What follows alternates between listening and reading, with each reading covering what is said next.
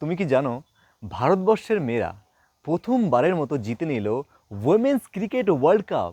হ্যাঁ, মাত্র 52 রানে হারালো দক্ষিণ আফ্রিকাকে।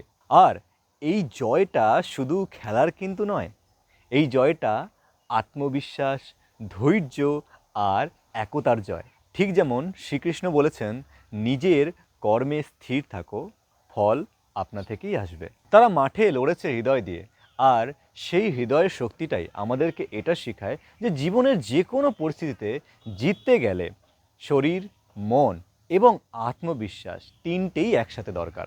আমরা সবাই এক পরিবারের অংশ, যেখানে একজনের জিত মানে সবার জিত এবং সবার আনন্দ।